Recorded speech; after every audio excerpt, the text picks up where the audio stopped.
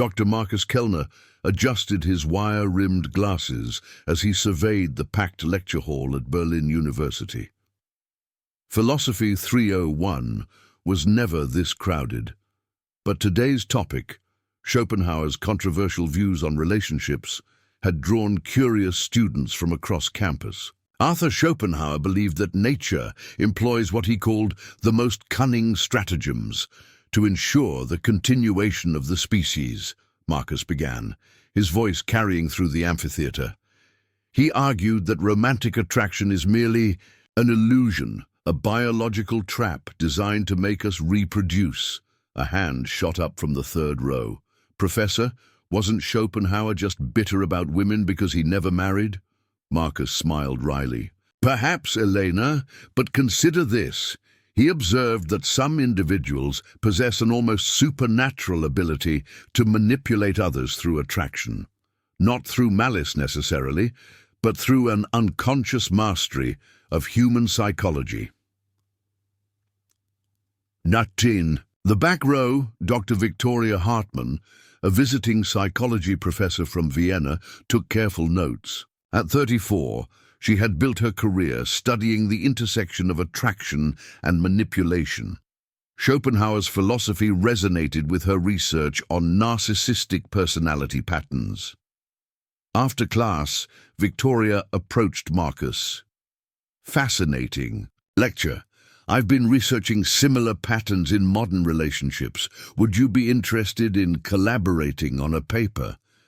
Marcus studied her face, sharp cheekbones, penetrating green eyes, and a smile that seemed to hold secrets. Something about her presence made him acutely aware of his own pulse. I'd be honored, he replied, not yet understanding that he had just encountered exactly the type of person Schopenhauer had warned about. Victoria's office in the psychology building was a study in calculated perfection. Books by Jung, Freud, and Cialdini lined mahogany shelves, while soft lighting cast everything in warm, inviting tones. When Marcus arrived for their first research meeting, he found himself inexplicably drawn to linger. "Coffee?"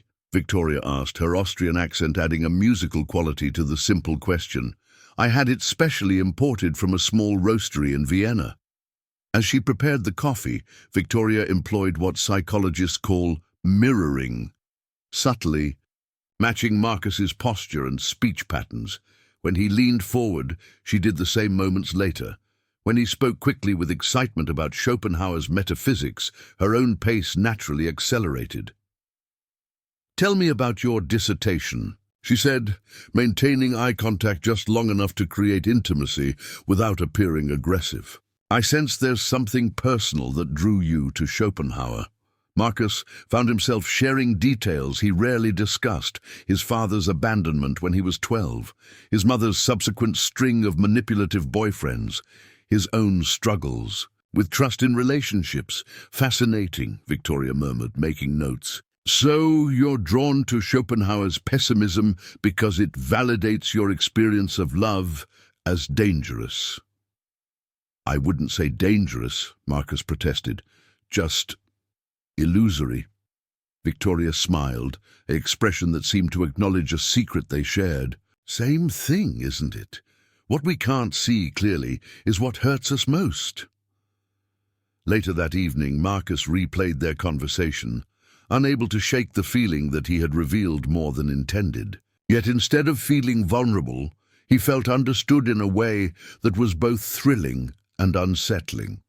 What he didn't realize was that Victoria had employed a sophisticated psychological technique called strategic vulnerability, sharing carefully, chosen personal details to encourage reciprocal disclosure while maintaining emotional control. Elena Richter had always been perceptive beyond her 22 years. Growing up with a mother who suffered from borderline personality disorder had taught her to recognize emotional manipulation with the precision of a bloodhound detecting scent. She noticed Dr. Hartmann's influence on Professor Kellner immediately. "He's different in class now," she confided to her roommate Sarah over dinner in their cramped student apartment. more distracted, and he keeps referencing this collaboration with the visiting professor. Maybe he's just excited about the research, Sarah suggested, twirling spaghetti around her fork. No, it's more than that. Eleanor pushed food around her plate, thinking, you know how he used to be so composed, so analytical? Now he seems almost agitated, like he's fighting some internal battle. Eleanor had written her senior thesis on psychological manipulation in academic settings, inspired partly by her own experiences with professors who had crossed boundaries. She recognized the signs: the gradual isolation from colleagues, the increasing focus on one relationship, the subtle changes in behavior and judgment. During the next philosophy class, Eleanor watched Dr. Hartmann slip into the back of the lecture hall. Professor Kellner's entire demeanor shifted. His gestures became more animated, his voice took on a slightly performative quality, and his eyes flickered repeatedly to the back row. Schopenhauer argued that romantic love is nature's most elaborate deception, Marcus said, his gaze lingering on Victoria. We believe we're choosing freely, but we're actually being chosen by forces we don't fully understand. Elena felt a chill of recognition. She had seen this pattern before, the way certain people could make others feel simultaneously special and dependent, understood and confused. After class, she approached Professor Kellner. Could I schedule office hours? I'm having trouble with the assignment on psychological manipulation in relationships. Marcus seemed to snap back to attention. Of course, Elena. Though I have to say you seem to have a better grasp of the material than most graduate students.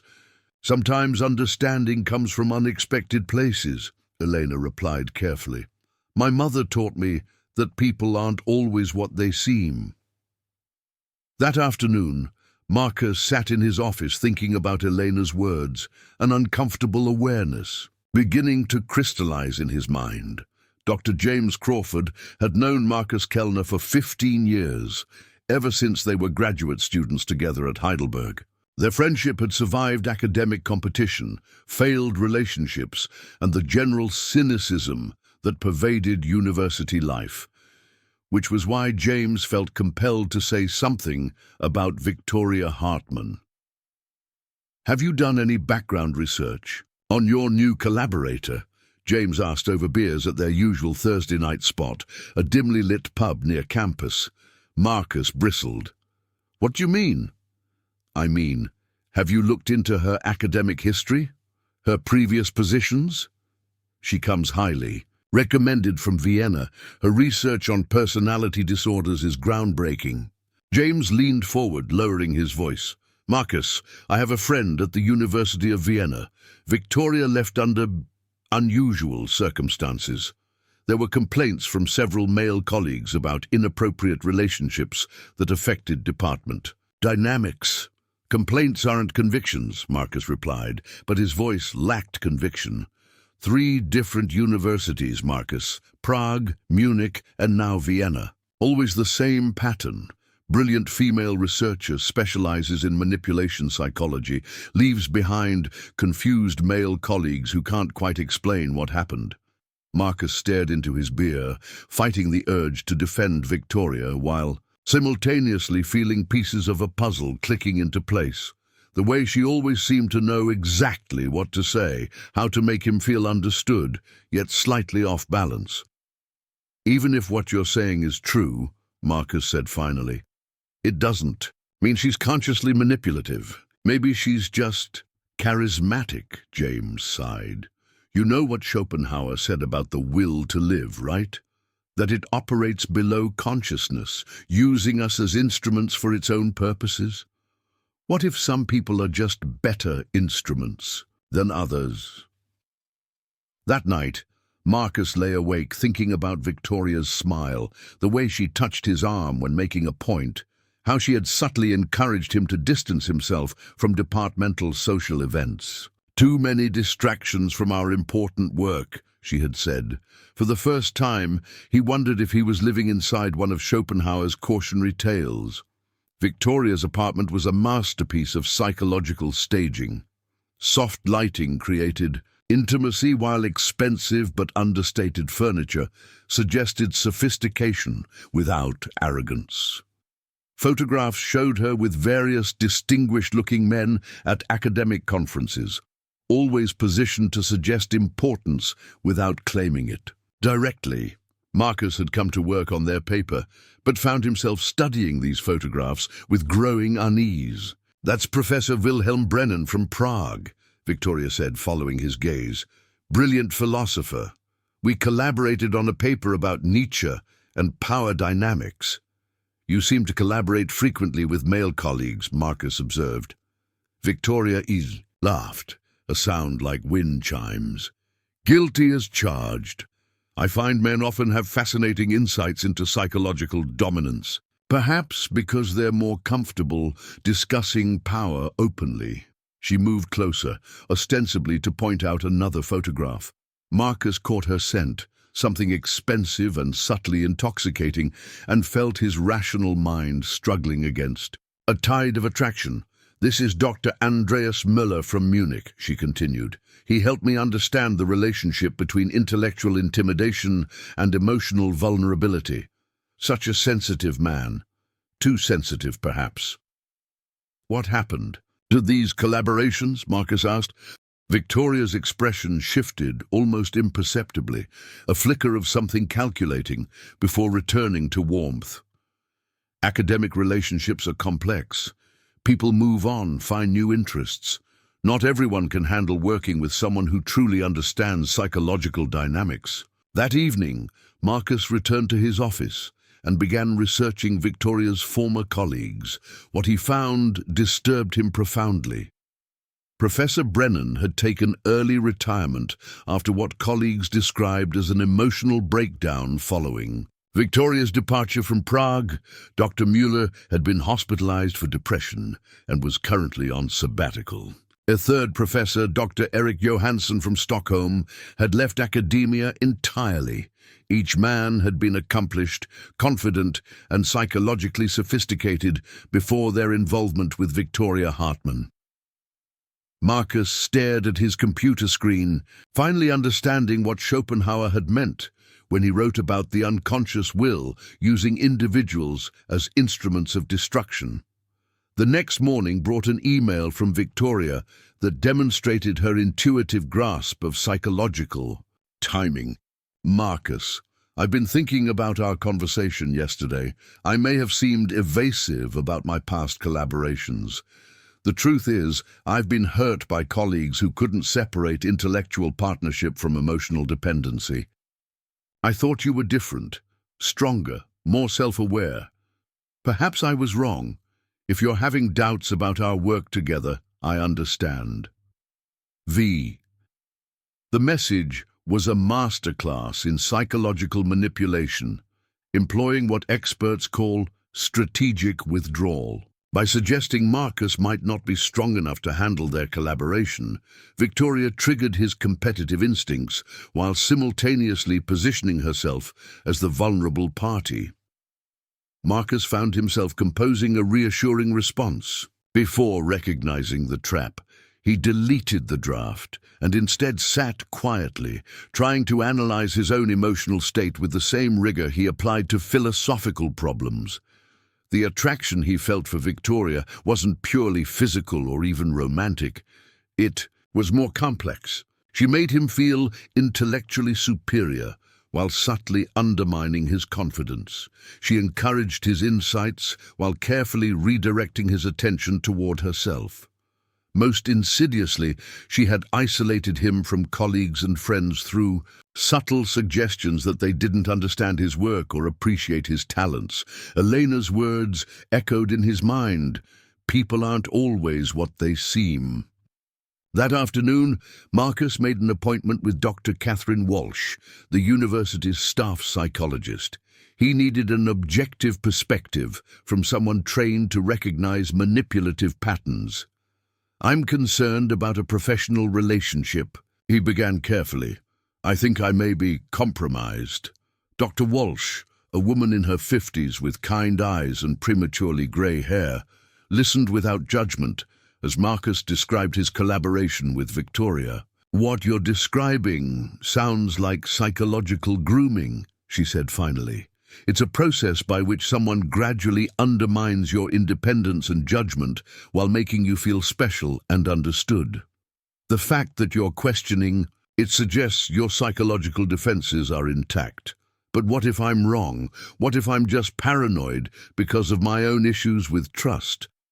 Marcus, healthy relationships, professional or personal, don't leave you feeling confused about your own perceptions. They don't require you to constantly question your judgment or defend your right to other friendships. As he walked back to his office, Marcus realized he had reached a crucial decision point. He could continue the collaboration and risk becoming another casualty of Victoria's unconscious psychological warfare, or he could extract himself and face the inevitable consequences. Schopenhauer had written that wisdom comes from recognizing the will's deceptions. Marcus was about to discover how difficult that recognition could be to act upon. Marcus chose directness, perhaps the only strategy Victoria wouldn't anticipate. He found her in the university library, surrounded by psychology journals and looking perfectly composed, despite the research materials suggesting she had been studying him as much as collaborating with him. "We need to talk," he said, sitting across from her at the secluded table she had chosen. Victoria looked up with apparent surprise, though Marcus now recognized the micro-expressions that revealed her emotional calculations. A brief tightening around her eyes before the warm smile appeared. "Of course. How did your meeting with Dr. Walsh go?" The question hit Marcus like ice water. He hadn't told Victoria about the appointment. "How did you—" "Academic communities are small," Victoria said calmly. "People talk, especially when a respected professor starts seeking psychological consultation." Marcus felt the familiar destabilization that Victoria's responses always triggered, the sense that she was always 3 steps ahead, that his private thoughts weren't private at all. "I know about Prague," he said, "and Munich, and Stockholm." Victoria's expression didn't change, but something shifted in the quality of her attention. "And what exactly do you think you know?" "I know that 3 brilliant men had psychological breakdowns after working with you. I know that you have a pattern of targeting successful academics who study psychology or philosophy. I know that you're probably not even conscious of what you're doing." For the first time since he'd known her, Victoria looked genuinely surprised. "Not conscious?" Schopenhauer wrote that the will to live operates below awareness, using individuals as instruments for its own purposes. I think you're a perfect instrument, beautiful, intelligent, psychologically sophisticated, and completely unconscious of your destructive capacity. Victoria stared at him for a long moment. When she spoke, her voice carried a different quality, less musical, more direct. "Do you want to know what I think, Marcus? I think you're terrified of your own attraction to danger. You study Schopenhauer because his pessimism gives you permission to avoid genuine intimacy. You see manipulation everywhere because it's easier than acknowledging your own capacity for self-deception." The words stung because they contained truth, but Marcus recognized the technique. Deflection combined with psychological insight designed to undermine his confidence in his own perceptions. "Maybe," he said, "but that doesn't change the pattern. It doesn't change what happened to the others." Victoria gathered her materials with deliberate precision. "I'll be returning to Vienna next week. Our collaboration is obviously over." As she stood to leave, Marcus felt an almost overwhelming urge to apologize, to take everything back, to beg her to stay. The intensity of these feelings confirmed everything he had suspected about her unconscious power. "Victoria," he called after her, "I don't think you're evil. I think you're dangerous in the way a sleepwalker is dangerous, not from malice, but from unconsciousness." She paused at the library entrance, turning back with an expression he couldn't read. Perhaps, Marcus. But what does that make you? Someone who was attracted to danger while fully awake. The week following Victoria's departure felt like recovering from an illness Marcus hadn't realized he'd contracted. Colors seemed more vivid, conversations with colleagues less fraught, and his own thoughts clearer than they had been in months. Elena noticed the change immediately when she came for office hours. "You seem different," she observed, settling into the chair across from his desk. "More present." Marcus considered how much to share with the student, then decided honesty served better than professional distance. "I'd recently ended a collaboration that was affecting my judgment. It's made me think about how easy it is to lose perspective without realizing it." The visiting professor from Vienna? Marcus looked at Elena sharply. "What made you ask that?" "Wrote my thesis on psychological manipulation in academic settings," Elena replied. "I recognized the pattern. My mother has borderline personality disorder. She taught me to spot emotional manipulation early." "And what pattern did you recognize?" Elena chose her words carefully. "Certain people have an unconscious ability to make others feel simultaneously special and inadequate. They create psychological dependency by alternating validation with subtle criticism. The victims often don't realize what's happening because the manipulator seems so understanding, so insightful." Marcus leaned back in his chair, struck by Elena's clinical accuracy. "How did you resist getting drawn in yourself?" "Experience," Elena said simply. "And the fact that I'm not her target demographic."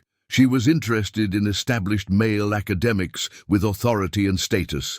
I was useful only as an observer. That afternoon, Marcus received an email from Dr. Wilhelm Brennan in Prague. "Professor Kellner, a colleague, mentioned you had worked with Victoria Hartmann. I hope you don't mind my reaching out.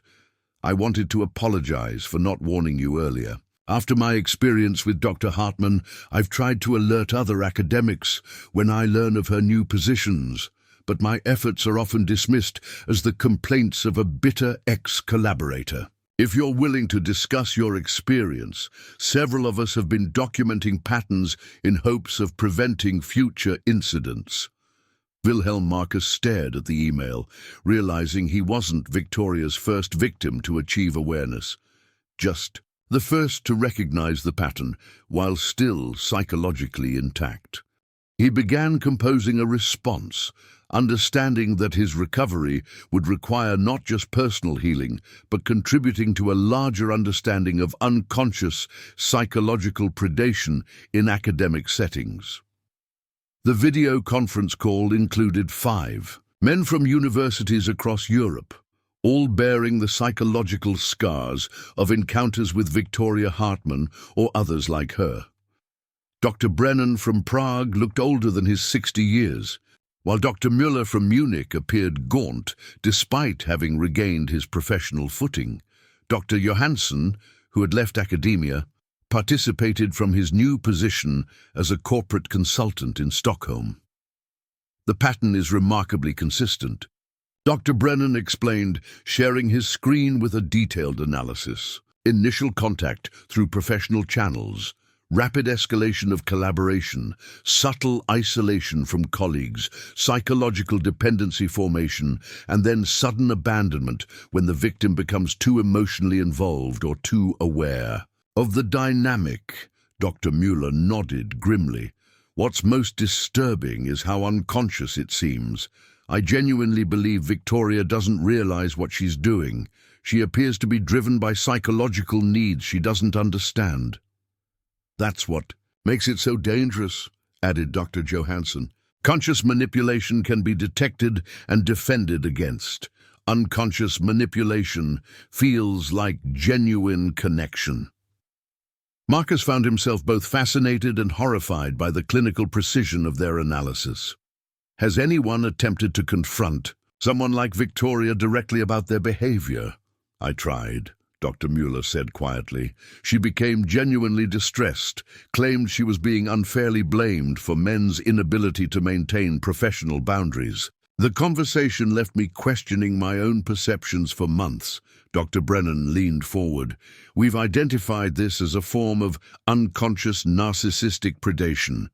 The perpetrator has an instinctive ability to identify and exploit psychological vulnerabilities while maintaining plausible deniability even to themselves. The question, Dr. Johansson said, is whether such individuals can be helped or whether avoidance is the only protection.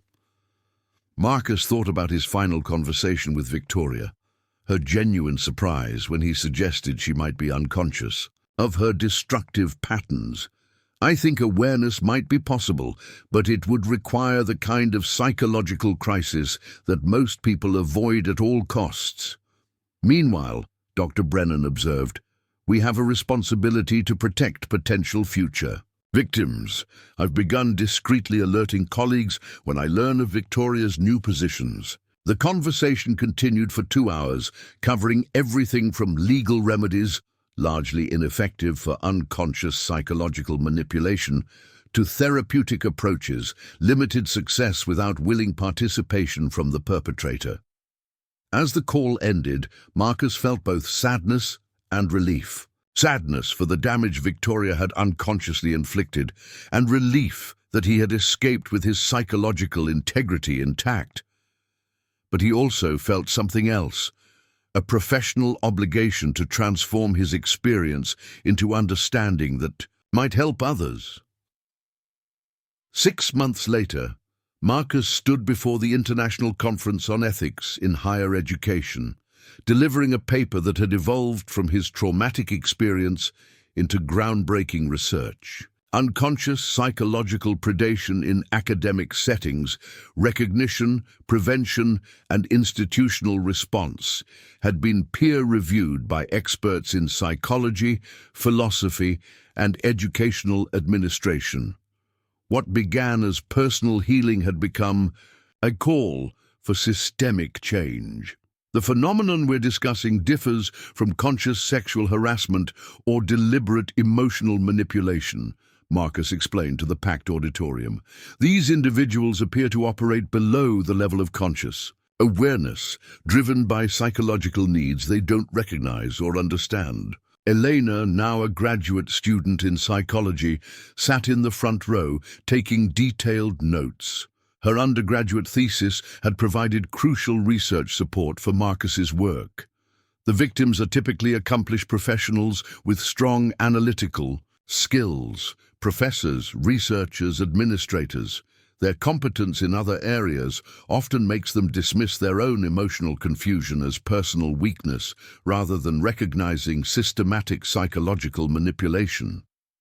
Dr. Catherine Walsh, who had provided therapeutic consultation throughout Marcus's recovery, nodded approvingly from the psychology section. The institutional response protocols they had developed together were already being implemented at several universities. Prevention requires multi-level intervention, Marcus continued. Individual education about psychological manipulation patterns, institutional policies, protecting emotional as well as physical boundaries, and therapeutic resources for both victims and, where possible, perpetrators. After his presentation, Marcus was approached by dozens of academics sharing similar experiences. The scope of unconscious psychological predation in higher education was far broader than any of them had realized. Dr. Sarah Martinez from Madrid described an eerily familiar pattern involving a male colleague who had left 3 female professors emotionally devastated over a decade. Dr. James Chen from Singapore had documentation of a department head whose psychological manipulation had driven 5 junior faculty members to leave academia entirely. The gender dynamics vary, Dr. Martinez observed, but the underlying pattern remains consistent: unconscious exploitation of psychological vulnerabilities for narcissistic gratification. That evening, Marcus received an unexpected email from Victoria herself. Marcus, I attended your presentation via live stream. Your research is illuminating. I'm not certain I agree with all your conclusions, but I cannot deny the patterns you've identified. I've begun therapy with a specialist in personality disorders. Perhaps consciousness is more possible than I previously believed. Victoria. Reading her message, Marcus felt neither vindication nor satisfaction, only a complex mixture of hope and sadness for the long, difficult journey towards self-awareness that Victoria was beginning. Dr. Isabella Reyes specialized in treating individuals with unconscious narcissistic patterns, people who caused significant psychological damage without malicious intent. Her practice in Vienna had become a refuge for academics, artists, and professionals whose charismatic personalities masked deeply destructive psychological dynamics. Victoria had been in therapy for 8 months when the breakthrough occurred. I've been thinking about Professor Kellner's research, Victoria said during a session, her usual confident composure noticeably absent. The idea that I might be unconsciously manipulative feels impossible. I genuinely care about my colleagues. Dr. Reyes, a woman in her 40s, with silver-streaked hair and an expression of infinite patience, leaned forward slightly. Victoria, caring and manipulation aren't mutually exclusive. Many destructive behaviors stem from unconscious attempts to meet legitimate emotional needs. But I'm not trying to hurt anyone.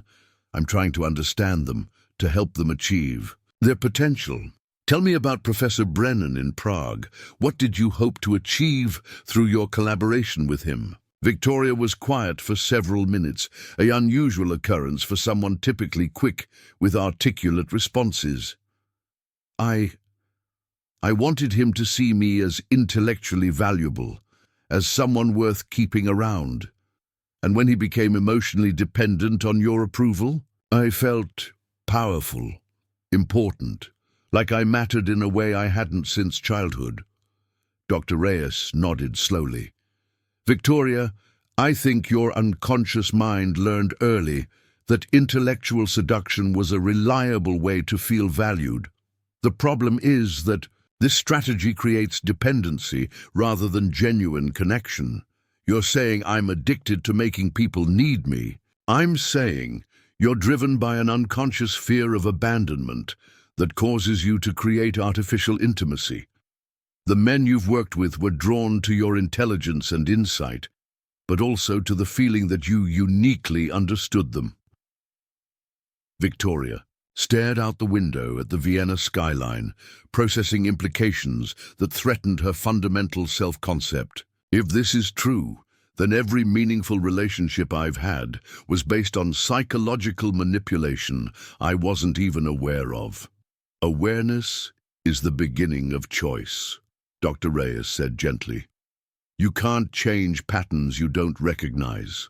Over the following months, Victoria began the painful process of examining her entire interpersonal history through the lens of unconscious manipulation. The work was excruciating, requiring her to acknowledge the damage she had caused while simultaneously developing genuine empathy for her victims.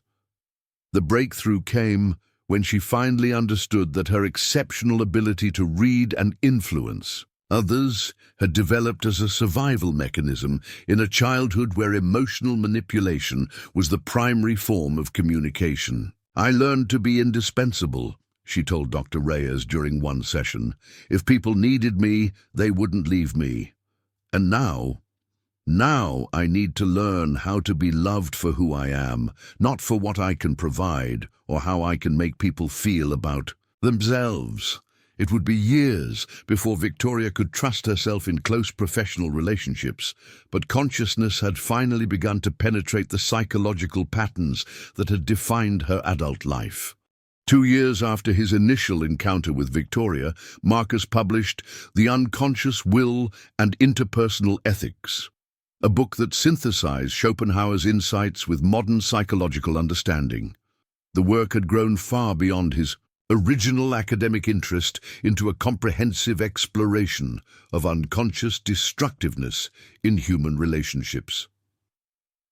Elena, now completing her PhD dissertation on psychological manipulation and power dynamics in academic institutions, served as his research assistant. Their collaboration had become a model of ethical academic partnership, transparent, boundaried, and focused on intellectual growth rather than emotional dependency. Schopenhauer was partially correct, Marcus wrote in the book's conclusion. The will to live does operate below consciousness, driving behaviors that individuals don't fully understand. But awareness, painful, sustained therapeutic awareness, can interrupt these patterns. The final chapter addressed the ethical implications of unconscious destructiveness. We cannot hold individuals fully responsible for psychological patterns they don't recognize, but we can hold them responsible for refusing to examine these patterns when presented with evidence of their effects. Consciousness may be difficult to achieve, but it is not impossible. On a crisp autumn afternoon, Marcus received a letter from Victoria, handwritten rather than her usual email. Dear Marcus, your book arrived yesterday. Reading it was simultaneously validating and devastating. You captured something I had never been able to articulate about my own psychological patterns. I wanted you to know that I've made significant changes in my life. I'm no longer taking positions that involve close collaboration with male colleagues until my therapist believes I can trust my own motivations. I've also begun working with Dr. Reyes to develop workshops for academics about unconscious manipulation patterns. It's strange to discover that one's greatest strength, the ability to understand and influence others, can also be one's most destructive characteristic.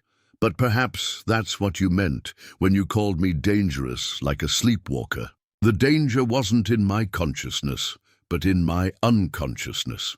I don't expect forgiveness, but I wanted you to know that your confrontation, difficult as it was, may have prevented further harm.